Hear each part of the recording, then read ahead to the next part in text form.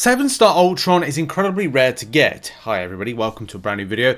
We're going to be showcasing the champion and going against different content in Necropolis, in Realm of Legends. No, not actually Realm of Legends, funnily enough. Labyrinth of Legends, and a few other bits of just fights. But also going to be talking about the process of playing the champion, because it does feel like, even for me, like I haven't played him for a little while, and it's a champion sort of forgotten, but sort of not. And I think I know the reason that I personally forget him. You won't forget him because you probably have him. But I don't have the champion as a 6-star, therefore I wouldn't utilize it as a mutant-based counter or an option that's double immunity that I could effectively use. And I'm going to be playing the champion with double-edged liquid courage masteries with largely an SP3 rotation in order to minimize any potential damage or kind of mitigation with recoil. Now, the champion does have some regen back abilities which do make recoil kind of something you wouldn't consider. If you don't know recoil, it's basically throw special attack in this mastery tree setup and you're going to take damage back, which isn't good for sustainability and survivability of most champions.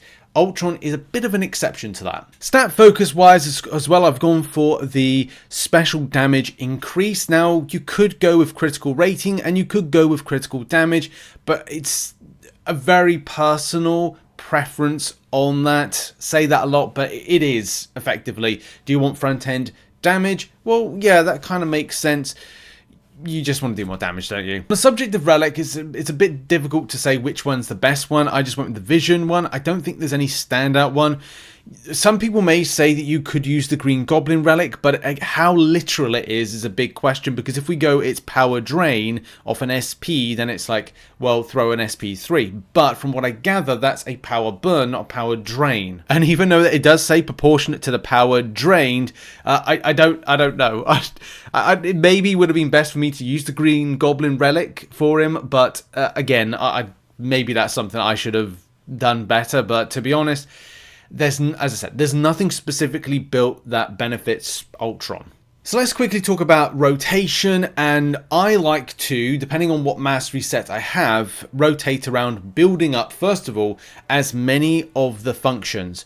The more functions you build up, and these will be said here, like when you evade, you do a function. You get like a little kind of like thing in the top left hand corner going, you just did a function. Like, you don't know that you've done it. It doesn't say, you did a function. It's like, Chris Jericho, you just made the list.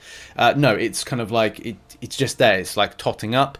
The more they tot up, if they're in blue, that means they haven't been activated yet. So they're trying to try to hit you and you evade out. If you evade out, if you do a critical attack, if you do as part of the blocking armor function, every 4th blocked attack gains an armor, like just do parries. And then you've got other ones like stun. Whenever you stun, you'll get yourself another function. And the more functions you want to kind of like activate, like function burn off the SP3, and that's why I do the SP3 in order to get as many functions as possible.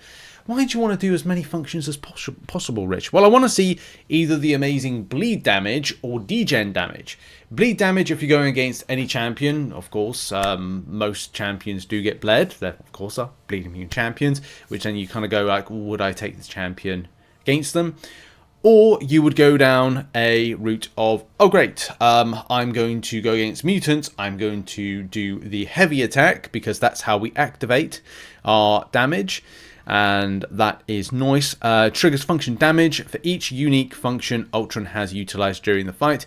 Cooldown 5 seconds per unique function utilized during the fight. So you get on rotation. So every time that it kind of goes round, you're like, okay, well, I'm going to reactivate that function. I'm going to reactivate the damage function, and we're going to see a lot of damage on the enemy for a big burst of time, which of course is lovely and nice. Now, there is launching a special attack, remove all effects from the opponent caused by Ultron's function damage, and gain X amount of attack rating for each effect removed. This way, the function during the special attack. Now, as much as that's cool, it depends how, if you kind of like let it tick out and then throw the special attack after, I think you can get more damage. I'm not sure if I showcased that as well.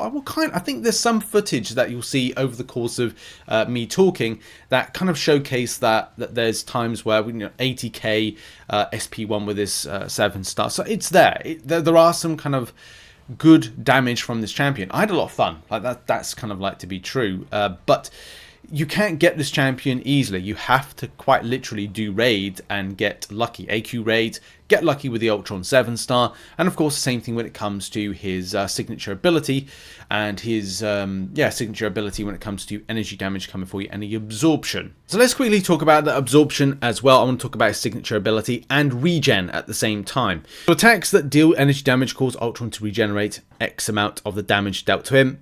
Any champion that throws energy, there's a lot in the mutant line, there's obviously a lot in the mystic line, there's a good chunk in, I want to say the tech line as well. A lot of them do energy based damage.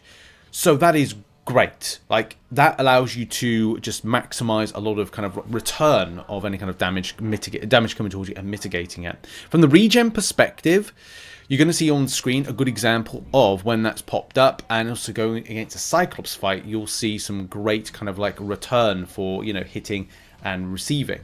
So at least you have sustainability and survivability from this champion, which is fantastic. I mean, look at the health that you get back, 21,282 health. That's pretty nice. It keeps you in the fight longer, and of course helps out to mitigate things like the recoil damage that you'll receive from utilizing double-edged liquid courage mastery sets. Finishing up the video with final thoughts, it is very much kind of like a ramped up version. Yeah, an ascended 6-star rank 5 is going to be great, but at the same time, you can't go wrong with a 7-star. It's a lot of fun, this champion. Do I see him in endgame content? You could take him in Necropolis and other places. Could even take him into things like the Epic of Pain, depending on the situations of those additional nodes.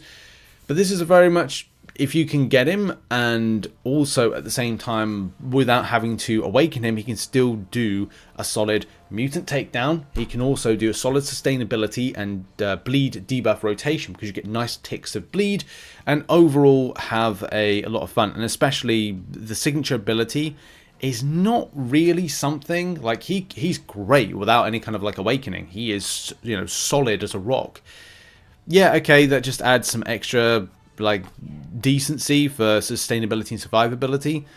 Going against energy throwing champions, incinerates, shocks, and reducing them down. But to be honest, if you get him and get him once, he's actually a solid option. If you get, I don't think you'll get to pick in the Love and War box or whatever it is on Friday, but at least if you get him once, he's going to be really good, really solid, and do a lot of damage for you, building up those functions, going against mutants and shutting them down, and yeah, SP3 rotating for a bit of power control, and of course cauterizing and doing big damage as well at the same time with big crits. A lot of fun. So yep, that's been the video. Thanks for watching. See you soon. Bye.